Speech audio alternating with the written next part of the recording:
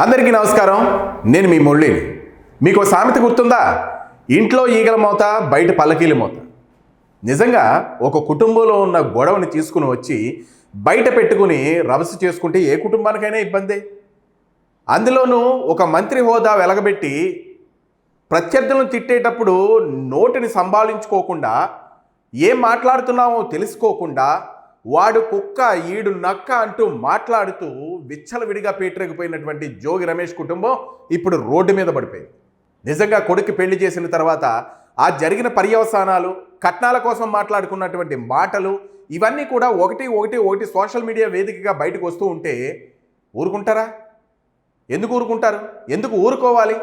ఎందుకనంటే ఇప్పుడు ఎటువంటి కక్షలు, కార్పణ్యాలు ఏమీ లేనటువంటి ఒక ప్రత్యర్థిని, రాజకీయంగా విమర్శించాల్సిన ప్రత్యర్థిని పట్టుకుని ప్రత్యక్షంగా పరోక్షంగా క్యారెక్టర్ అసాసినేషన్ చేస్తూ జీవితం లోపలికి తొంగి చూసి పవన్ కళ్యాణ్, చంద్రబాబు నాయుడు గారు లాంటి వ్యక్తులను కూడా తోలనాడినటువంటి జోగి రమేష్ బ్రతుకు ఏమైపోయింది అని అంటే రోడ్డు మీద పడిపోయింది. జోగి రమేష్ ఇంట్లో జరుగుతున్నటువంటి ఒక పంచాయతీ, అంటే కొడుకు కాపురానికి సంబంధించినటువంటి పంచాయతీకి సంబంధించిన వీడియో ఒకటి బయట హల్చల్ చేస్తుంది. జస్ట్ ఒక 1 అవర్ బ్యాక్ బయటకు వచ్చింది. ఆ వీడియో ఏంటయ్యా, ఆ వీడియో సారాంశం ఏంటయ్యా అంటే నేను మీకు ప్లే చేస్తాను. ముఖ్యంగా ఈ జోగి రమేష్ కొడుకు రాజీవ్, తను కాపురం చేయలేడు అని భార్య ఎప్పుడైతే చెప్పిందో, తను ఇంకా సమర్థించుకుంటూ, ఇంకా కట్నాలు తెమ్మంటూ, ఇంకా భార్యని నాకు కార్లు కావాలి, బంగారం కావాలి అని ఈ జోగి రమేష్ కోడల అమ్మగారిని వీళ్ళందరినీ కూడా తను డిమాండ్ చేస్తూ, జోగి రమేష్ గారు మిస్సెస్ అయితే ఏకంగా వీళ్ళు ఏమి ఇచ్చుకోలేరండి, మనం 50 లక్షలు అడిగాం, వీళ్ళు ఇస్తారేంటి, ఇచ్చే టైప్ కాదని ఆవిడ మాట్లాడుతూ నానా రకాలుగా సృష్టిస్తున్నటువంటి, నానా హంగామా చేస్తున్నటువంటి వీడియో ఒకటి బయటకు వచ్చింది. ఆ వీడియో నేను మీకు ప్లే చేస్తాను. జోగి రమేష్ కొడుకు ఎంత విడ్డూరంగా మాట్లాడుతున్నాడో మీరు చూడండి. నేను మీకు ఫస్ట్ నుంచి ప్లే చేస్తాను, ఇది ఒకసారి చూడండి.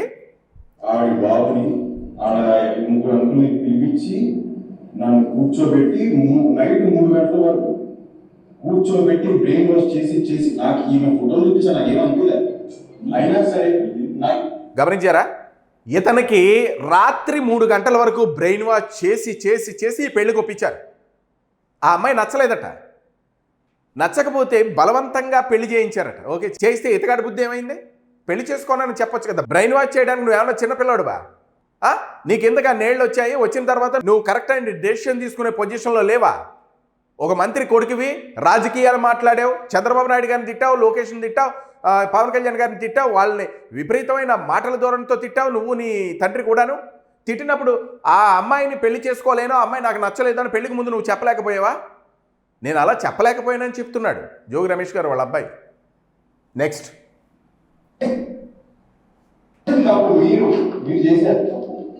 మీరు చేశారు తప్పు అయ్యే చెప్తారు. జోగి రమేష్ని అంటున్నాడు, మీరు చేశారు తప్పు, నాకు పెళ్లి చేసి మీరు చేశారు తప్పు, అది కూడా నేను చెప్తాను అంటున్నాడు. చూసారా? పవన్ కళ్యాణ్ ఓ పిచ్చి కుక్క, చంద్రబాబు నాయుడు నక్క, ఇలా ఓ బేస్ వాయిస్తో మాట్లాడినటువంటి జోగి రమేష్ కొడుకు దగ్గర పిల్లిలా కూర్చొని అంతా నువ్వే చేశావు, నువ్వు చేశావు, మీరు చేశారు అని అంటుంటే అని ఫోన్ చూసుకుంటూ మాట్లాడుతున్నాడు, కొడుకు దగ్గర ఏం మాట్లాడలేక. నెక్స్ట్, తీసుకొచ్చాను నేను అయిష్టంగానే వచ్చాను. నీ దగ్గర చెప్పు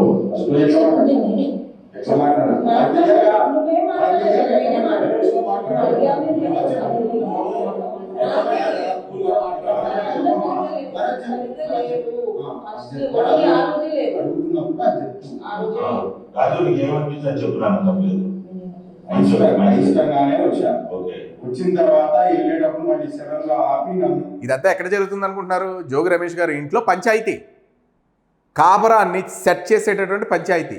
అంటే అమ్మాయి తరఫు పెద్దలు, జోగి రమేష్ గారు వాళ్ళ అబ్బాయి తరఫు పెద్దలు కూర్చొని మాట్లాడుతున్నటువంటి వీడియో బయటకు వచ్చింది.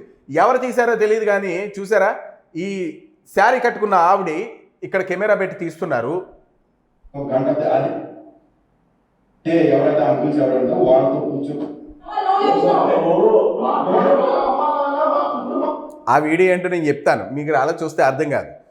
నేను చచ్చిపోతాను, నేను ఇప్పుడు ఊరు తీసేసుకుంటున్నాను, నన్ను వదిలేయండి, నేను ఈ కాపురం చేయను, నాకు ఈ అమ్మాయి నచ్చలేదు, లేకపోతే నాకు ఈ అమ్మాయితో నాకు సంబంధం వద్దు అని ఇక్కడ బాగా హల్చల్ చేస్తూ బాగా క్రియేట్ చేస్తున్నటువంటి విషయం.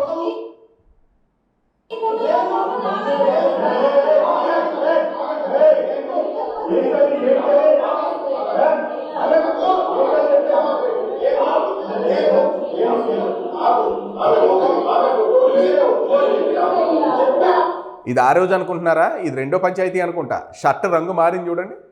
ఇది రెండో రోజు పంచాయతీ ఏమో.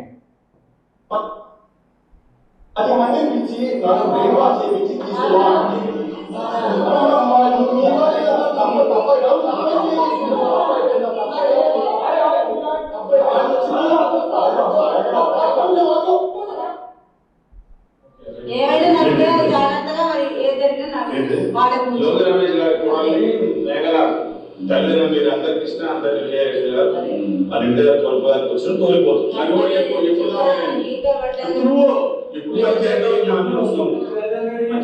రుబాబు చూసారా? వచ్చిన పెద్ద మనిషి మీద కూడా రుబాబు. చెప్పు నువ్వు మాట్లాడు. పాపం ఈ వీడియో బయటికి రాదని అనుకుంటున్నారు.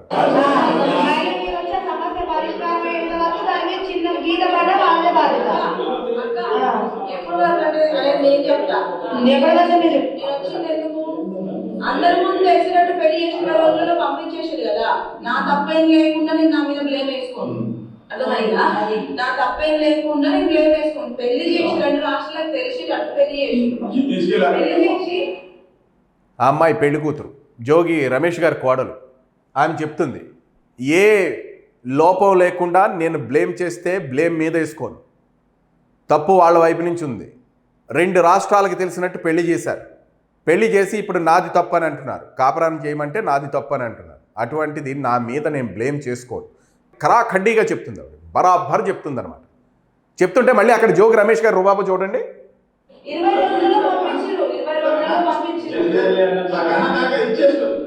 వెళ్ళి చేసుకో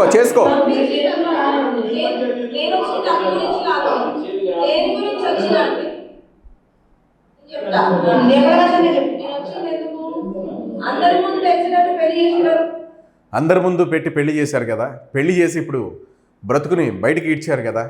నేను ఎందుకు తప్పు మీద వేసుకోవాలి? అంతే కదా. ఎవరికైతే ఆత్మాభిమానం ఉంటుందో ఆ ఆత్మాభిమానంతో మనిషి బ్రతకాలి అని కోరుకుంటారో ఆ అమ్మాయి చాలా బాహటంగా చాలా చక్కగా చెప్పుకునొచ్చు. మంత్రి పదవి ఉందని, జగనన్న ఉన్నారని, జగనన్న మెప్పు కోసం అని, జగనన్న నవ్వుతున్నాడని, జగనన్న మనకి మంత్రి పదవి ఇస్తాడని ఇష్టం వచ్చినట్టు నోటితో మాట్లాడి నోటికి అద్దు అదుపు లేకుండా ప్రతి ఒక్కరిని ఆడో పిచ్చు కుక్క ఈడో గజ్జి కుక్క అని మాట్లాడుతూ పవన్ కళ్యాణ్ గారిని చంద్రబాబు నాయుడు గారిని తిట్టావే. కర్మ అనేది చాలా తొందరగా వస్తుంది ఇప్పుడు ఈ మధ్యకాలంలో.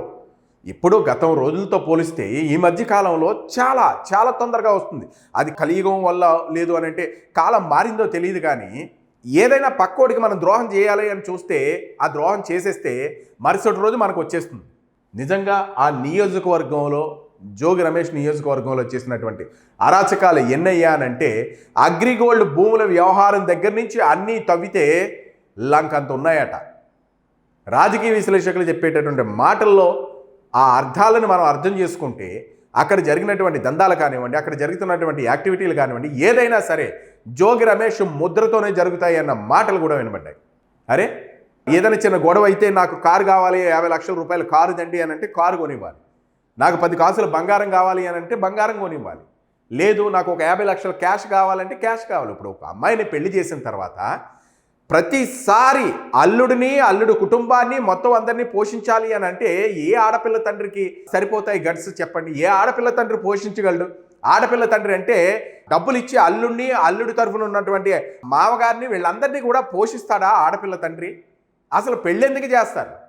భార్యాభర్తల్ని దాన్ని ఏంటి అని అంటారు, శాస్త్రోక్తంగా ఒక ఆడని ఒక మగని కూడా ధర్మబద్ధంగా కలిపి కాపురం చేయడానికి చేసినటువంటి ఒక క్రతువుని వీళ్ళు డబ్బులకి కట్నాలకి వాడుకున్నారు. ఓకే, ఇప్పుడు కట్న కానుకల విషయం గురించి నేను మాట్లాడాలి. ఎవరికి నచ్చినట్టు పసుపు కుంకుమ మాన్యం కింద వాళ్ళు ఆడపిల్లకి ఇస్తారు, అది వేరే విషయం. ప్రతిసారి వీళ్ళు కావలసినటువంటి వీళ్ళ ఆశలు కోరికలు ఇవన్నీ తీర్చుకోవడానికి ఆ కుటుంబాన్ని వేధిస్తే ఎంతకాలం ఎవరైనా భరిస్తారు చెప్పండి? అందుకనే వాళ్ళు బయటకు వచ్చారు, రోడ్డు మీదకి వచ్చి వాళ్ళు కేసులు పెట్టారు. ఇప్పుడు మరొక వీడియో వాళ్ళు బయటికి వదిలినట్టున్నారు, మరి ఎవరు వదిలేరని తెలీదు. ఆ వీడియోలో మనం చూస్తే ఈ తండ్రి కొడుకుల వాళ్ళు చేస్తున్నటువంటి హీరోయిజం ఏంటనేది మనకు అర్థమవుతుంది. అంతా నువ్వే చేసావు నాన్న, అంతా నువ్వే చేసావు అని మాట్లాడుతుంటే అని కొడుతున్నాడు. నేను చచ్చిపోతానంటూ ఓ మధ్యలో ఒక హంగామా, పెద్దలు కుదురుస్తున్నటువంటి ఈ రాజీలో నానా హంగామాలు. ఆ అమ్మాయి చెప్పింది, క్లియర్గా చెప్పింది, నేను బ్లేమ్ చేస్తే బ్లేమ్ నా మీద వేసుకోను, నా తరఫున ఎటువంటి తప్పు లేదు, అంతా ఆ కుర్రోడు తరఫునే తప్పు ఉంది అని బాహటంగా చెప్తుంది. ఒక మంత్రిగా చేసినప్పుడు, ప్రజల పక్షంగా ఒక నాయకుడిగా నువ్వు వ్యవహరించినప్పుడు దీన్ని ఎంతో హుందాతనంగా, కొడుకే కట్నం కావాలనంటే అరే ఏం మాట్లాడుతున్నావు, నేను ఒక మంత్రిగా చేశాను రా, ఏమన్నా కావాలితే నేను చేసి పెడతాను నీకు అని చెప్పడం పోయి కొడుకుతో ఒత్తాస పలికి వచ్చిన కోడల్ని ఆరళ్ళు పెట్టిన తర్వాత మళ్ళీ డబ్బులు జమ్మని మరి ఈ హంగామా అంతా ఎందుకు చేస్తున్నారు అని అంటే మరి సోషల్ మీడియాలో కూడా కూస్తున్నారు. ఇవన్నీ కూడా సోషల్ మీడియాలో ఉన్నటువంటి ప్రతి వీడియో మనం చూస్తే మనకు అర్థమవుతుంది. జోగివారి రచ్చబండ నిజంగా ఒక నిజాయితీపరుడైన మంత్రి చేయాల్సినటువంటి పని కాదు. నిజాయితీ ఉందండి, మనం అంతా మంత్రి పదవిలో ఉన్నదంతా కూడా అహా కమ్ కహా, మనకు తెలియదేముంది. అందుకనే కర్మ సిద్ధాంతం అనే దాన్ని చాలామంది చాలా ఎక్కువగా ఈ మధ్యకాలంలో నమ్ముతున్నారు. అందుకని ఎదుటివాడికి ఏదైనా అన్యాయం చేసినప్పుడు ఆ అన్యాయం మళ్ళీ మరుసటి రోజుని మళ్ళీ వాడికి తిరిగి కొట్టేస్తుంది. అందుకనే ప్రతి ఒక్కరు కూడా ఆచితూచి రాజకీయాల్లో కానివ్వండి, నిజ జీవితంలో కానివ్వండి, ఎక్కడైనా సరే అడుగులు వేయడం మంచిది. చూసారా, పట్టుమని 2 సంవత్సరం కాల జోగి రమేష్ రోడ్డు మీద నుంచి ఉన్నారు. అందుకనే ఇప్పుడు ప్రత్యర్థులు ఎవరు కూడా ఈ వీడియోలను బయట పెట్టలేదు. అంటే చంద్రబాబు నాయుడు కానీ, పవన్ కళ్యాణ్ కానీ, లేదా లోకేష్ కానీ ఎవరు కూడా వాళ్ళ కుటుంబంలో జరిగింది వాళ్ళే బయట పెట్టుకున్నారు. ఓకే, బయటకు వచ్చింది. కానీ విషయం ఏంటి అయ్యా అంటే, పార్టీకి అతీతంగా ఏ పార్టీకి సంబంధం లేని వాళ్ళు కూడా ఈ వీడియోలను వైరల్ చేస్తున్నారు. ఎందుకు? జోగి రమేష్ నోటి తీట వల్ల. నువ్వు ఎందుకురా వాళ్ళని అలా తిట్టావు, నువ్వు తిట్టవలసిన పని ఏంట్రా అని ఏ పార్టీకి సంబంధం లేని వాళ్ళు కూడా దాన్ని వైరల్ చేస్తున్నారు. అంటే ప్రజాక్షేత్రంలో ఎప్పుడూ కూడా న్యాయం న్యాయంగానే ఉంటుంది, ధర్మం ధర్మంగానే ఉంటుంది, అన్యాయాన్ని అన్యాయంగానే చూస్తారు. కానీ బయటికి ఎవరు చెప్పరు. కానీ సైలెంట్గా చేసే పని ప్రతి ఒక్కరు చేస్తూనే ఉంటారు. అందుకనే సంఘం అని ఒకటి ఉంది, ప్రజాక్షేత్రం అని ఒకటి ఉంది. వీటన్నిటికీ మనం భయపడి వాటిని లోబడి మన ప్రయత్నాలు మనం చేసుకోవాలి, మనం బ్రతకాలి. అంతేగాని నోటుకు వచ్చినట్టు మాట్లాడితే ఇదిగో ఇట్లానే ఉంటుంది. మరి ఈ వీడియోపై మీ అభిప్రాయాన్ని కామెంట్ రూపంలో తెలియచేయండి. వీడియోను లైక్ చేయండి, మీకు నచ్చితే షేర్ చేయండి. Thank you.